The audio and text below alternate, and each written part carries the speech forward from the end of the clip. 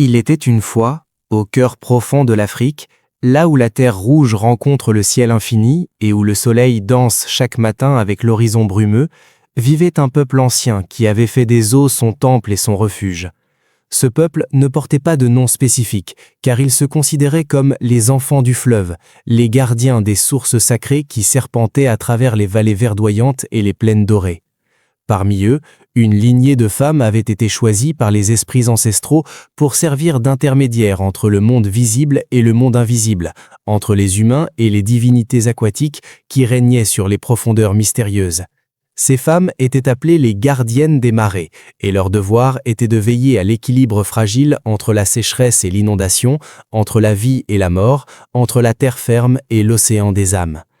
Dans ce village, niché au bord du grand cours d'eau, où les roseaux chuchotaient des secrets au vent et où les hippopotames plongeaient avec grâce dans les eaux troubles, naquit une enfant qui portait en elle une lumière particulière. On la nomma Adama, ce qui signifiait première-née, car elle était l'aînée d'une longue succession de femmes qui avaient toutes servi les esprits des eaux avec dévotion et humilité.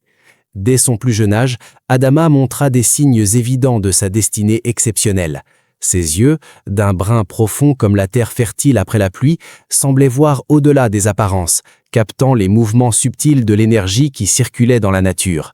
Ses cheveux, pressés avec soin par sa mère dès qu'elle eut atteint l'âge de marcher, tombaient en cascades sombres jusqu'à sa taille, rappelant les algues qui ondulent sous la surface du fleuve lorsque le courant est doux.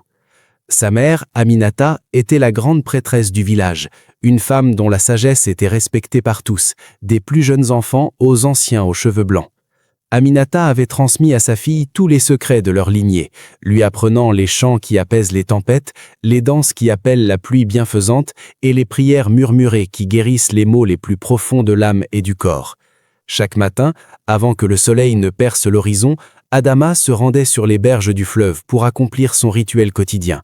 Elle s'agenouillait dans la boue fraîche, plongeait ses mains dans l'eau froide et offrait aux esprits des fleurs sauvages, des grains de mil et des paroles de gratitude pour la vie qui coulait dans leurs veines comme l'eau coulait dans le lit du fleuve. Les villageois observaient Adama grandir avec un mélange d'admiration et de crainte respectueuse. Ils disaient qu'elle possédait un don rare, une connexion spéciale avec le monde spirituel qui se manifestait par des signes visibles. Parfois, lorsqu'elle marchait près de l'eau, les poissons remontaient à la surface, comme pour la saluer. Parfois, lorsqu'elle chantait, les oiseaux se taisaient pour écouter sa voix pure qui semblait porter la mélodie des origines. Mais ce don venait avec un prix, comme sa mère ne cessait de le lui rappeler lors de leurs longues conversations sous l'ombre protectrice des baobabs centenaires. « Ma fille », lui disait souvent Aminata en tressant ses cheveux avec des perles colorées qui timpaient doucement à chaque mouvement. Tu portes en toi un pouvoir que peu possèdent. Les autres t'ont choisi, mais ce choix vient avec une responsabilité lourde. Tu devras un jour décider entre ton cœur de femme et ton devoir de gardienne. Et ce choix définira non seulement ton destin, mais aussi celui de notre peuple tout entier. Adama ne comprenait pas pleinement ces paroles mystérieuses lorsqu'elle était jeune. Elle vivait ses jours avec simplicité, aidant sa mère à préparer les offrandes pour le fleuve, apprenant les anciennes mélopées transmises de génération en génération et écoutant les histoires que les anciens racontaient autour du feu lorsque la lune montait haut dans le ciel noir parsemé d'étoiles scintillantes. Ces histoires parlaient des temps anciens, quand les humains et les esprits vivaient ensemble en harmonie, quand les frontières entre les mondes étaient poreuses comme la brume du matin. Elle parlait aussi de Mami Wata, la mère des eaux, dont la beauté était si grande que ceux qui la voyaient ne pouvaient plus jamais aimer une autre femme terrestre, une divinité puissante qui pouvait accorder la richesse et la santé ou provoquer la folie et la mort selon son humeur. Les saisons passaient, marquées par les cycles des pluies et des sécheresses, et Adama atteignit l'âge de 17 ans, l'âge où une jeune fille devient une femme aux yeux de la tradition. C'est à ce moment précis que commença véritablement son destin, celui qui serait chanté par les griots pendant des générations. Un soir d'hivernage, alors que les premières pluies commençaient à tomber sur la terre assoiffée et que l'air était chargé de l'odeur de la poussière mouillée, un étranger arriva au village.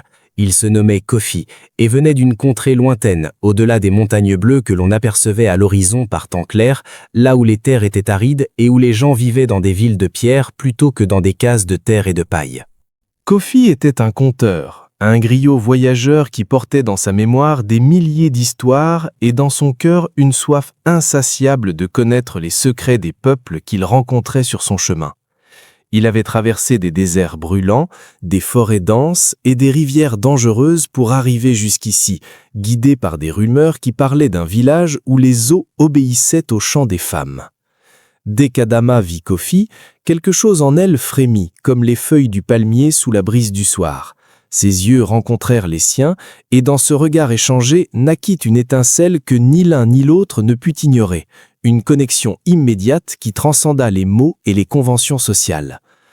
Kofi s'installa au village pour plusieurs semaines, racontant chaque soir des histoires merveilleuses qui faisaient rire les enfants et pleurer les anciens de nostalgie. Des contes de héros courageux, de princesses ensorcelées, de rois sages et de magiciens puissants.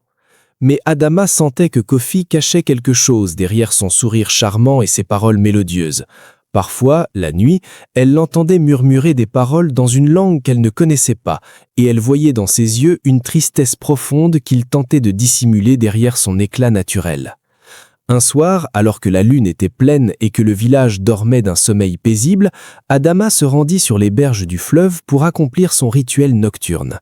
C'était son moment privilégié, celui où elle se sentait le plus proche des esprits des eaux, celui où le voile entre les mondes devenait plus mince et où les voix des ancêtres pouvaient être entendues par ceux qui savaient écouter. Elle commença à chanter la vieille mélodie que sa mère lui avait enseignée, une chanson qui parlait de la naissance du monde, quand les eaux et la terre s'étaient séparées pour créer l'espace où les humains pourraient vivre. Sa voix s'élevait dans la nuit, pure et cristalline, portant les mots anciens jusqu'aux profondeurs du fleuve où les esprits dormaient. Soudain, les eaux commencèrent à bouger d'une manière étrange, défiant les lois naturelles du courant. Des bulles remontèrent à la surface, brillant comme des perles dans la lumière de la lune, et une lumière bleutée émana du centre du fleuve, illuminant les berges d'une lueur surnaturelle. Adama n'eut pas peur, car elle savait que ce moment arriverait un jour. Elle avait été préparée pour cette rencontre depuis sa naissance. Lentement, une forme émergea des eaux et devant elle se tenait une femme d'une beauté surnaturelle qui dépassait l'entendement humain. Sa peau brillait comme l'écaille d'un poisson sous la lune, changeant de couleur selon les mouvements de l'eau. Ses cheveux flottaient autour d'elle comme des algues vivantes malgré l'absence de courant, et ses yeux contenaient toute la profondeur de l'océan, tous les mystères des abysses. « Je suis Mami Wata », dit la vision d'une voix qui résonnait comme le clapotis des vagues sur le rivage, une voix qui semblait venir de partout et de nulle part à la fois. « Je suis venu te parler, Adama, fille des gardiennes des eaux, car le temps des choix est arrivé pour toi. » Adama s'inclina respectueusement, comme sa mère lui avait appris à le faire en présence des esprits puissants. « Grande mère des eaux, je suis honoré de votre présence. Que puis-je faire pour vous servir ?» Mami Wata s'approcha et Adama put voir que son bras gauche était couvert d'écailles bleues qui scintillaient dans la lumière de la lune, un signe visible de sa nature divine qui transcendait la forme humaine. « Tu as un choix à faire, jeune gardienne. L'homme que ton cœur a choisi, ce Kofi qui est venu de loin, n'est pas ce qu'il prétend être. Il porte en lui un secret qui pourrait détruire notre lien sacré et mettre en danger l'équilibre que tes ancêtres ont maintenu pendant des siècles. » Adama sentit son cœur se serrer dans sa poitrine, comme si une main invisible comprimait son organe vital. « Que voulez-vous dire, grande mère ?» Kofi est le fils d'un roi qui cherche à conquérir les terres sacrées des esprits des eaux. Il est venu ici pour apprendre vos secrets, pour connaître vos faiblesses, pour cartographier les forces que votre peuple commande. Son père croit que ses pouvoirs pourraient lui permettre de contrôler les fleuves et les pluies, de rendre son royaume invisible face à ses ennemis, de dominer les peuples voisins par la force des éléments plutôt que par la force des armes. Mais dans son cœur, quelque chose a changé. Il est tombé amoureux de toi et cet amour véritable le torture, car il sait qu'il trahit son mission, qu'il trahit son père, qu'il trahit son propre peuple en gardant le silence. Les larmes commencèrent à couler sur les joues d'Adama, se mêlant aux gouttes de rosée qui perlaient sur sa peau. « Pourquoi me dites-vous cela? Que dois-je faire? Comment puis-je choisir entre l'amour et le devoir, entre mon cœur et mon peuple ?»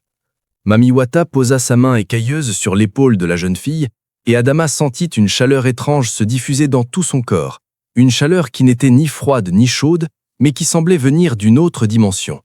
C'est à toi de décider. Tu peux le repousser et accomplir ton devoir de gardienne, protégeant les secrets de ton peuple, mais brisant ton cœur à jamais. Ou tu peux choisir l'amour et risquer la colère des esprits, accepter les conséquences de ton choix et voir comment le destin se déplie. Mais sache ceci, Si tu choisis l'amour, tu devras renoncer à une partie de toi-même. Tu ne seras plus jamais entièrement humaine ni entièrement esprit. Tu deviendras quelque chose d'autre, un pont entre les deux mondes, une créature de la frontière qui devra naviguer entre les réalités pour maintenir l'équilibre. La vision commença à disparaître dans les eaux, se dissolvant comme du sucre dans l'eau chaude, mais avant de sombrer complètement, Mami Wata ajouta une dernière parole qui résonnerait dans l'esprit d'Adama pendant des jours. « Prends ton temps, Adama, mais sache que le choix devra être fait avant la prochaine lune nouvelle.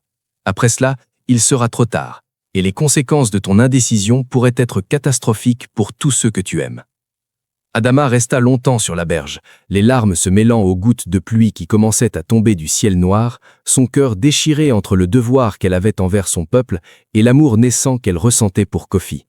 Comment pouvait-elle choisir entre ces deux forces qui semblaient s'exclure mutuellement? Comment pouvait-elle trahir l'un sans détruire l'autre? Les jours suivants, Adama observa Kofi avec un regard nouveau, un regard aiguisé par la révélation de Mami Wata. Elle cherchait dans ses yeux des signes de la vérité qui lui avaient été révélés, des indices qui confirmeraient ou infirmeraient les paroles de la divinité des eaux. Et effectivement, elle commença à remarquer des choses qu'elle n'avait pas vues auparavant, des détails qui prenaient maintenant un sens différent à la lumière de la révélation. Elle remarqua la façon dont il observait discrètement les rituels, comment il posait des questions apparemment innocentes sur les pouvoirs des gardiennes, comment il notait mentalement les réponses qu'on lui donnait. Elle vit la tristesse qui traversait parfois son regard quand il pensait qu'elle ne le voyait pas, une tristesse qui venait du poids du secret qu'il portait comme une pierre dans son cœur. Une nuit, ne pouvant plus supporter le poids du secret et le tourment de l'incertitude, Adama décida de confronter Kofi. Elle le trouva assis sous le grand baobab au centre du village, contemplant les étoiles comme s'il cherchait des réponses dans leur arrangement céleste, comme si les constellations pouvaient lui dire quoi faire face à ce dilemme impossible. « Kofi », dit-elle en s'approchant doucement, ses pieds nus foulant l'herbe fraîche sans faire de bruit. « Nous devons parler.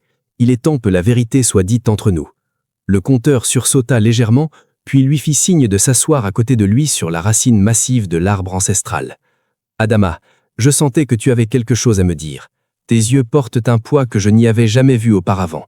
Une douleur qui me fait mal rien qu'à la regarder. » Adama prit une profonde respiration, l'air nocturne remplissant ses poumons, lui donnant le courage de prononcer les mots qu'elle devait dire. « Je sais qui tu es vraiment, Kofi. Je sais pourquoi tu es venu ici. Je connais ta mission et je connais le secret que tu portes dans ton cœur. » Le visage de Kofi se figea et pendant un long moment, seul le chant des grillons brisa le silence de la nuit, un silence lourd de non-dits et de vérités cachées. Puis il baissa la tête et quand il parla, sa voix était empreinte d'une douleur profonde, d'un regret sincère qui toucha Adama au plus profond de son être. « Tu as raison, Adama. Je ne suis pas venu ici par hasard. Mon père, le roi des terres du Nord, m'a envoyé pour apprendre les secrets des gardiennes des eaux. Il croit que ses pouvoirs pourraient lui permettre de contrôler les fleuves et les pluies, de rendre son royaume invincible, de protéger son peuple contre les menaces qui pèsent sur nos frontières. »« Et maintenant » demanda Adama, sa voix tremblante, chargée d'émotion et d'attente. « Quel en est-il maintenant que tu m'as rencontré, que tu as vu notre mode de vie, que tu as compris la valeur de ce que nous protégeons ?» Kofi leva les yeux vers elle, et dans son regard, Adama vit une sincérité qui la toucha au plus profond de son être, une vérité qui brillait plus fort que les étoiles au-dessus de leur tête. « Maintenant, je ne sais plus. Quand je suis arrivé ici, je n'avais qu'un objectif clair dans l'esprit, mais te rencontrer a tout changé. Je t'aime, Adama, d'un amour que je n'aurais jamais cru possible, d'un amour qui a grandi en moi comme une plante dans un désert aride. Et chaque jour qui passe, je me sens plus coupable de ma trahison, plus déchiré entre mon devoir envers mon père et mon amour envers toi. « Que comptes-tu faire ?» demanda Adama, cherchant dans ses yeux une réponse qui pourrait apaiser son tourment. « Je ne sais pas », avoua Kofi avec une honnêteté brutale. « Si je retourne auprès de mon père sans les secrets qu'il attend, il me considérera comme un traître, et il pourrait envoyer ses armées pour prendre par la force ce que je n'ai pas pu obtenir par la ruse. Si je reste ici, je condamne mon peuple à la colère de mon père, qui pourrait attaquer vos terres, déclenchant une guerre qui ferait couler le sang des innocents des deux côtés. Et si je te demande de venir avec moi, je te sépare de ton devoir et de ton peuple, je te demande de renoncer à ta destinée pour suivre un homme qui t'a menti dès le début. » Adama ferma les yeux, se remémorant les paroles de Mami Wata, les voyant défiler dans son esprit comme des images dans un rêve. Le choix était encore plus difficile qu'elle ne l'avait imaginé, plus complexe que ce que la divinité avait laissé entendre. Mais dans son cœur, une certitude commençait à grandir, une intuition qui lui disait qu'il existait une troisième voie, un chemin qui n'avait pas encore été exploré par ceux qui l'avaient précédé.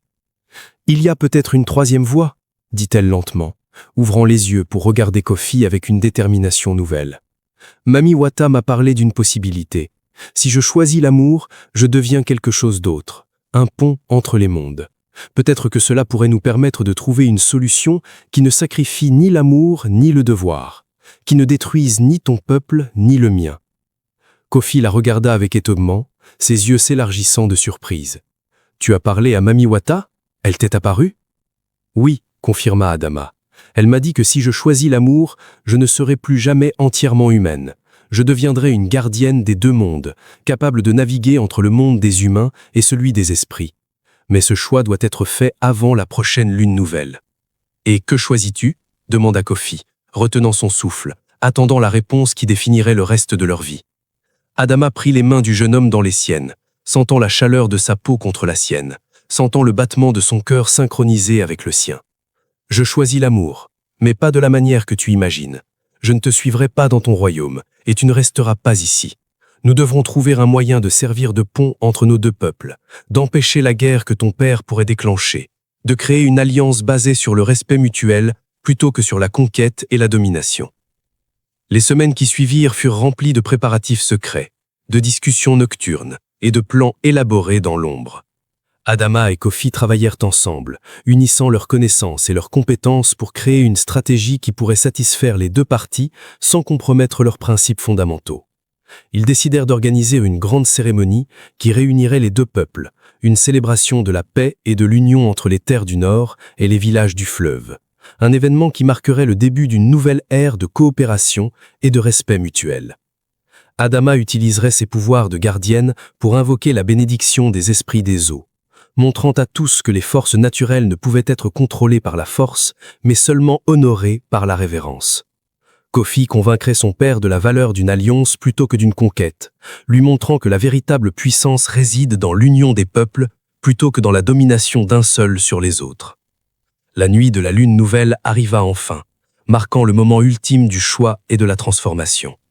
Adama se rendit une dernière fois sur les berges du fleuve, accompagné de sa mère, Aminata, qui avait été mise dans la confidence et qui soutenait le choix de sa fille, malgré les risques inhérents à une telle décision. Les deux femmes commencèrent le rituel ancien, chantant les paroles sacrées qui n'avaient été transmises qu'aux gardiennes de leur lignée, des mots qui vibraient dans l'air comme des cordes de harpe touchées par le vent. Les eaux du fleuve commencèrent à briller d'une lumière surnaturelle, plus intense que jamais, et Mami Wata émergea une nouvelle fois des profondeurs, accompagnée cette fois d'autres esprits des eaux, des créatures magnifiques dont la beauté dépassait l'entendement humain, des êtres de lumière et d'écailles qui dansaient à la surface de l'eau comme des reflets de la lune. « Adama, fille des gardiennes, » dit Mami Wata, « es-tu prête à faire ton choix ? Es-tu prête à accepter les conséquences de ta décision, à renoncer à une partie de ton humanité pour sauver l'amour et la paix ? » « Je suis prête, » répondit Adama d'une voix ferme, sans hésitation, sans peur. « Je choisis l'amour, mais je choisis aussi le devoir. Je serai le pont entre les mondes, la messagère de la paix entre les humains et les esprits, entre nos deux peuples. Je serai celle qui montrera que la division n'est pas une fatalité, que l'union est possible même entre les plus différentes des créatures. » Mami Wata sourit, et ce sourire illumina la nuit comme 1000 étoiles, un sourire qui contenait toute la sagesse des âges et toute la compassion des profondeurs. Alors qu'il en soit ainsi. Elle s'approcha d'Adama et posa sa main écailleuse sur le front de la jeune fille. Une lumière bleue intense enveloppa Adama, et elle sentit une transformation profonde s'opérer en elle, une métamorphose qui touchait chaque cellule de son corps, chaque fibre de son être. Ce n'était pas douloureux, mais c'était étrange, comme si elle devenait à la fois plus et moins qu'elle-même, comme si elle s'étendait au-delà des limites de sa peau pour englober quelque chose de plus vaste. Quand la lumière se dissipa, Adama regarda ses mains et vit que sa peau avait pris une légère teinte bleutée, et que sur son bras gauche, des écailles semblables à celles de Mami Wata commençaient à apparaître, brillant doucement dans l'obscurité. « Tu es maintenant une des nôtres, » dit Mami Wata, « mais tu restes aussi humaine. Tu es la première de ton genre, Adama, la gardienne du pont. Ton amour a créé quelque chose de nouveau dans le monde, quelque chose qui n'existait pas auparavant, une possibilité qui ouvre la voie à un avenir différent. » Aminata s'approcha de sa fille et la serra dans ses bras, les larmes aux yeux, fière de la femme qu'elle était devenue. « Je suis fière de toi, ma fille.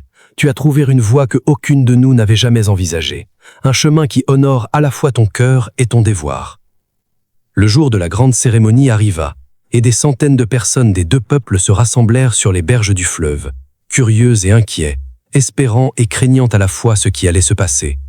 Le père de Kofi, le roi des terres du Nord, était présent, entouré de ses conseillers et de ses guerriers, son visage dur et méfiant au début, ses mains posées sur le pommeau de son épée comme s'il s'attendait à une trahison. Au début, son visage était dur et méfiant, mais alors que la cérémonie commença, quelque chose commença à changer en lui, quelque chose de subtil, mais de puissant. Adama, vêtue de ses habits traditionnels ornés de perles bleues et de motifs rappelant les écailles de poisson, commença à chanter. Sa voix, maintenant empreinte d'une résonance surnaturelle, porta les anciennes mélodies jusqu'au cœur de tous les présents, traversant les barrières de la langue et de la culture pour toucher l'humanité fondamentale qui unit tous les êtres vivants. Les eaux du fleuve répondirent à son appel, s'élevant en colonnes lumineuses qui dansaient au rythme de sa chanson, créant un spectacle d'une beauté à couper le souffle qui fit taire tous les sceptiques et apaiser toutes les craintes. Kofi prit la parole ensuite, racontant l'histoire de son voyage, de sa rencontre avec Adama et de la découverte qu'il avait faite. Que la véritable force ne réside pas dans la conquête, mais dans l'union et le respect mutuel. Que la véritable puissance vient de la capacité à construire des ponts plutôt que des murs. Il parla de l'amour qui l'avait transformé, qui lui avait ouvert les yeux sur une vérité plus profonde que toutes les ambitions de pouvoir. Une vérité qui disait que la survie d'un peuple dépend de sa capacité à vivre en harmonie avec ses voisins et avec la nature. Le roi écouta en silence, son visage impassible mais ses yeux trahissant une émotion croissante, et quand son fils eut terminé, il resta longtemps sans parler, pesant le poids des mots qui avaient été prononcés. Puis il se leva et s'approcha d'Adama, s'inclinant légèrement devant elle comme on s'incline devant une égale, devant une puissance qu'on respecte. « Je suis venu ici avec l'intention de prendre », dit-il d'une voix grave qui portait loin sur l'eau calme, « mais je repars avec le désir de donner. Que cette journée marque le début d'une nouvelle ère entre nos peuples, une ère de paix, de commerce et de respect mutuel. » La foule explosa en acclamations, un cri de joie qui monta vers le ciel et sembla faire vibrer les étoiles elles-mêmes. Les danses commencèrent, les tambours résonnèrent et la fête dura jusqu'à l'aube, célébrant non seulement l'union d'Adama et de Kofi, mais aussi l'union de deux peuples qui avaient failli se détruire mutuellement. Adama et Kofi dansèrent ensemble, leurs mouvements synchronisés comme s'ils ne faisaient qu'un, leur corps se mouvant au rythme du fleuve qui coulait à côté d'eux comme un témoin silencieux de leur amour. Et au-dessus d'eux, les étoiles semblaient briller plus fort que jamais, comme si le ciel lui-même célébrait cette union miraculeuse, cette victoire de l'amour sur la peur, de la paix sur la guerre. Les années passèrent, et Adama devint une légende vivante, une figure respectée et aimée par tous ceux qui connaissaient son histoire. Elle et Kofi eurent 3 enfants, dont chacun portait en lui une partie de l'héritage unique de leur mère, une partie de cette dualité qui faisait d'elle un être de 2 mondes. Les filles avaient les yeux qui brillaient comme les eaux profondes, capables de voir dans l'obscurité et de percevoir les esprits qui habitaient la nature. Le fils avait la capacité de parler aux animaux du fleuve, de comprendre leur langage et de négocier avec eux pour assurer la sécurité des pêcheurs et des voyageurs. Ils grandirent pour devenir des ponts entre les mondes, continuant l'œuvre commencée par leur mère, étendant le réseau de paix et de coopération qui avait été tissé ce jour-là sur les berges du fleuve. Le village de Kuruba prospéra, devenant un lieu de pèlerinage où les gens venaient de loin pour chercher la bénédiction des esprits des eaux, pour apprendre les anciennes sagesses et pour témoigner de la preuve vivante que l'amour pouvait transcender toutes les barrières. Adama vieillit gracieusement, ses écailles devenant plus prononcées avec le temps, signe de sa connexion croissante avec le monde spirituel, mais elle ne perdit jamais son humanité, son amour pour Kofi restant aussi fort qu'au premier jour, aussi vibrant qu'au moment où leurs regards s'étaient croisés sous le baobab. Quand vint le temps pour Adama de quitter ce monde, elle ne mourut pas comme les autres humains, car elle n'était plus tout à fait humaine. Un soir, alors que la lune était pleine et que le fleuve brillait d'une lumière argentée, elle marcha jusqu'au bord de l'eau et s'y immergea lentement, acceptant son destin final avec sérénité. Kofi, maintenant un vieil homme aux cheveux blancs, la regarda partir sans pleurer, car il savait qu'elle ne disparaissait pas vraiment. Elle devenait simplement autre chose, rejoignant Mamiwata et les autres esprits des eaux, devenant une partie permanente du paysage spirituel qui avait défini sa vie. Depuis ce jour, les pêcheurs du fleuve racontent qu'ils voient parfois une femme aux écailles bleues nager parmi les poissons, veillant sur les eaux et protégeant ceux qui respectent le fleuve, apparaissant au moment de danger pour guider les bateaux égarés et apaiser les tempêtes soudaines. Et les nuits de pleine lune, si l'on écoute attentivement, on peut entendre sa voix chanter les anciennes mélodies, rappelant à tous que l'amour véritable peut créer des ponts là où il n'y avait que des abîmes, que la division n'est jamais définitive si le cœur est disposé à construire. Kofi vécut encore de nombreuses années, passant ses jours à raconter l'histoire d'Adama aux générations suivantes, à enseigner aux enfants la valeur de la paix et du respect, à maintenir vivante la mémoire de celle qui avait changé le destin de deux peuples. Il ne se remaria jamais, car aucun amour ne pouvait égaler celui qu'il avait connu, aucune femme ne pouvait remplacer celle qui était devenue un esprit des eaux. Quand il mourut à son tour, on dit que son esprit rejoignit celui d'Adama dans les profondeurs du fleuve, et que depuis, ils naviguent ensemble, gardiens éternels des eaux sacrées, veillant sur les vivants et guidant les âmes des défunts vers leur dernière demeure. Ainsi se termine l'histoire d'Adama, la fille des eaux sacrées, celle qui choisit l'amour sans renoncer au devoir, celle qui devint le pont entre les mondes, celle qui montra que la véritable puissance réside dans la capacité à unir plutôt qu'à diviser. Son histoire est racontée encore aujourd'hui dans les villages au bord du grand fleuve, et elle rappelle à tous que les choix les plus difficiles peuvent mener aux destins les plus glorieux, que les sacrifices les plus grands peuvent produire les récompenses les plus durables. Car dans le cœur de l'Afrique, là où les anciens sages disent que la terre et le ciel se rencontrent, on croit fermement que l'amour véritable possède un pouvoir qui transcende toutes les frontières, qu'elles soient entre les peuples, entre les mondes ou entre la vie et la mort. Et Adama, la gardienne du pont, en est la preuve éternelle, son souvenir vivant dans chaque goutte d'eau du fleuve, dans chaque rayon de lune qui danse sur les vagues, dans chaque chanson que les mères chantent à leurs enfants endormis pour les protéger des mauvais esprits. Que cette histoire vous accompagne, chers auditeurs, et qu'elle vous rappelle que dans vos propres vies, vous aussi pouvez être des ponts entre les mondes, des créateurs de paix, des porteurs d'amour, des guérisseurs de division. Car c'est ainsi que le monde change, non pas par la force des armes ou la puissance des rois, mais par la douceur des cœurs unis, par le courage des individus qui osent choisir l'amour même quand le devoir semble exiger le contraire. Et si un jour vous vous trouvez au bord du grand fleuve en Afrique, par une nuit de pleine lune, écoutez attentivement le bruit de l'eau, le chant du vent dans les roseaux, le murmure des esprits dans l'obscurité. Peut-être entendrez-vous la voix d'Adama chanter les anciennes mélodies, et peut-être verrez-vous dans les eaux scintillantes le reflet d'une femme aux écailles bleues, veillant éternellement sur ceux qui croient en la puissance de l'amour véritable, sur ceux qui osent rêver d'un monde où la paix est possible, où l'union est préférable à la conquête, où le pont est plus valuable que le mur.